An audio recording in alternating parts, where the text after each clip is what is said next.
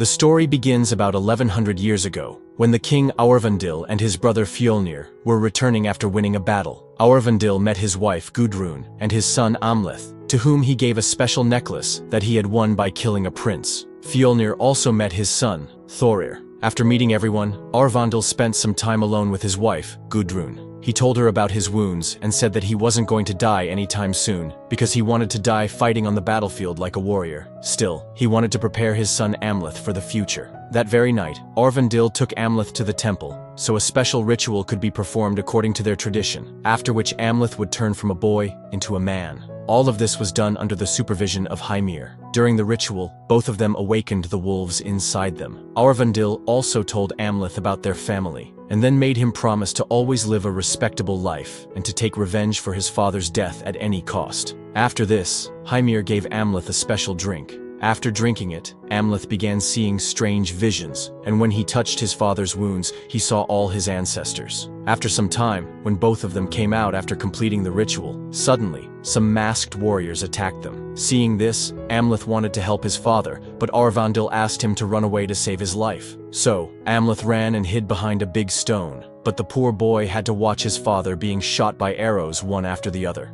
When the leader of those men removed his mask, Amleth was shocked to see that it was none other than Aurvandil's brother, Fjolnir, who had killed his own brother to become king. After that, Fjolnir sent his men to find Amleth, who had escaped into the forest. Still, a man named Venegas caught him for a moment, but Amleth managed to escape by cutting off his nose. After some time, when Amleth returned to his village, he saw that Fjolnir's men were killing all the supporters of Aurvandil one by one. Meanwhile, Fjolnir had kidnapped his own brother's wife, Gudrun. Venegas didn't want anyone to know that he had been defeated by a child, so he lied to Fjolnir that Amleth was dead. Seeing his life completely shattered, Amleth was heartbroken. He was completely broken inside, and that's why he decided to leave his old life behind and move forward. He took a boat from the seashore and sailed away. He made a promise to himself that he would definitely take revenge for his father's death, and also save his mother. Many years passed. Now, Amleth lived with a Viking tribe in the land of Rus. He had left his life as a prince and become a fierce warrior. The Viking kings lived like raiders. They used to attack different villages, kidnap the people, and sell them as slaves in other countries. In one such raid, after conquering the Gadkari village, Amleth walked into a temple, where he met Ceres.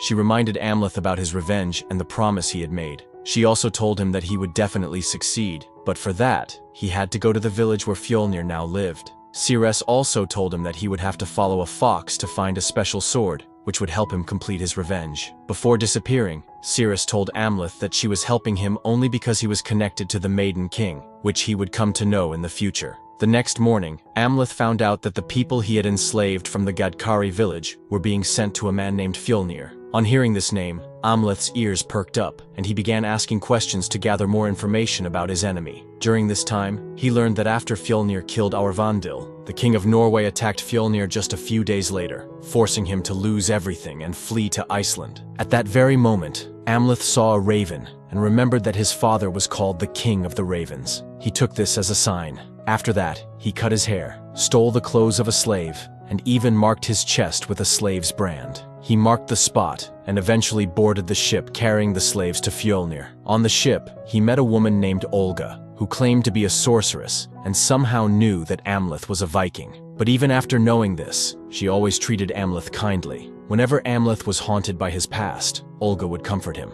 During the journey, their ship was caught in a terrible storm. But despite all the hardships, they somehow reached Iceland, where Fjolnir was already waiting for them. He took them as prisoners and brought them to his farm, where he lived with Thorir and his other son, Gunnar. But Fjolnir was not pleased to see such weak-looking slaves, and considered sending them back. However, Amleth was not ready to leave, now that he had come so close to his goal. As Fjolnir was about to send them away, Amleth started beating the man standing next to him to show his strength, so that Fjolnir would know that not everyone was weak. When Fjolnir asked him his name, Amleth gave a false one. After seeing Amleth's strength, Fjolnir assigned him and some other men to work in the fields. He also chose some girls, but his main attention was on Olga. On his first night at the farm, Amleth tried to steal a knife, but then noticed a fox roaming outside, just like the one from the Ceres's prophecy. Amleth realized he was on the right path. The next day, Amleth did the same work as the other slaves, which gave him the chance to enter Fjolnir's house. There, he was shocked to see that his mother, Gudrun, was still alive. and she had given birth to Fjolnir's other son, Gunnar. That night, Amleth followed the fox to a cave, where he met a sorcerer. The sorcerer showed him a severed head, and told him that he had kept Hymir's head ever since Fjolnir had killed him,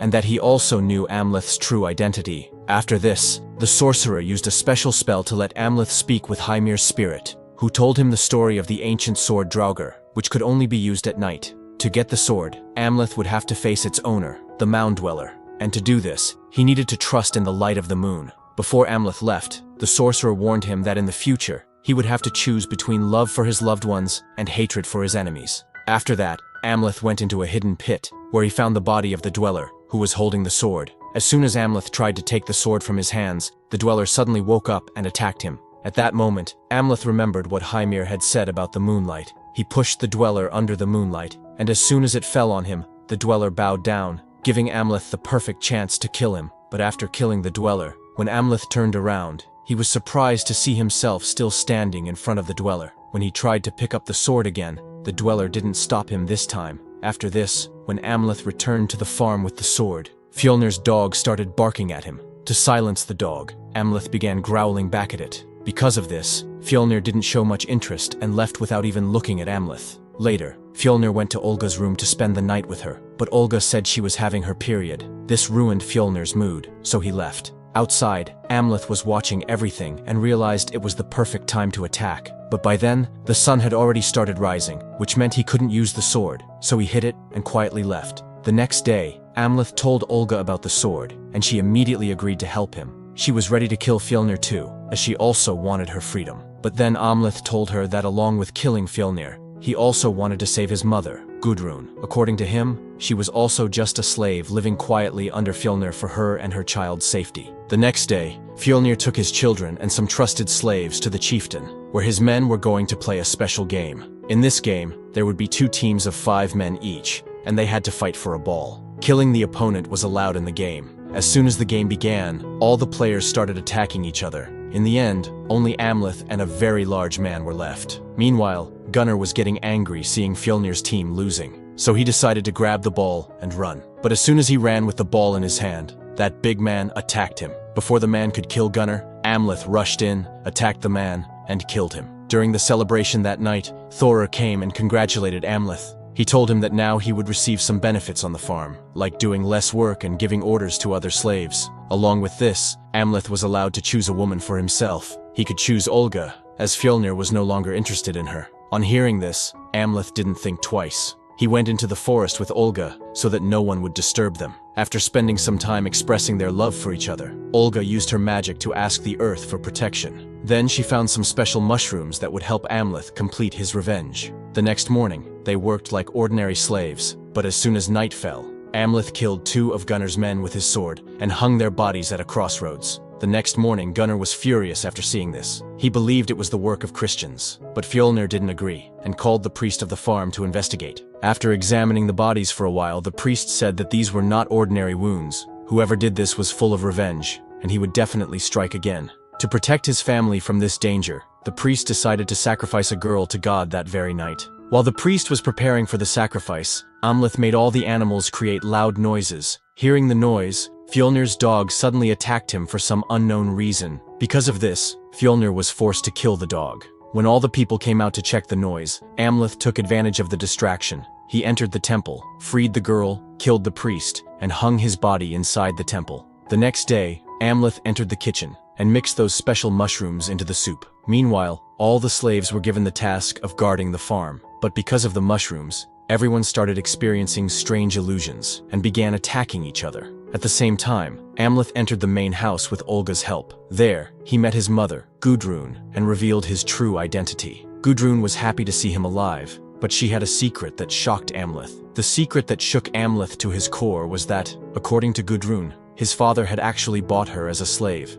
and she never loved him. In fact, she had asked Fjolnir to kill Aurvandil so she could be with the man she truly loved. On the day of Aurvandil's murder, she wasn't screaming in fear, she was laughing. Amleth was stunned. For a moment, he even thought of killing Gudrun. But then Gudrun said, "I know how much you love your mother, me. If you manage to kill Fjolnir and Thorir, I will accept you as my new king, and then we can rule together." As soon as she said this, she kissed Amleth. a very strange thing, because he was her own son. But Amleth wasn't fooled by this twisted love. Without wasting any time, he went straight to Thorir's room and killed him in his bed. After that, he met Olga and told her everything. Now that Gudrun knew who he was, he couldn't stay at the farm as a slave any longer, so he went to hide in a secret place. The next morning, when Fjolnir saw his son's dead body, he was furious. Gudrun told him about Amleth's identity. After learning the truth, Fjolnir began killing the slaves one by one. But just when it was Olga's turn, Amleth showed up. This time, he was wearing his prince's necklace. He revealed his real name to Fjolnir and showed him the heart of his son, which he had taken out of Thorir's body the night before. Seeing this, Fjolnir became even more furious. He ordered his men to attack Amleth. Now Amleth had to fight all the soldiers, one after another. Taking advantage of the chaos, Olga managed to escape. Once Olga had left, Amleth surrendered.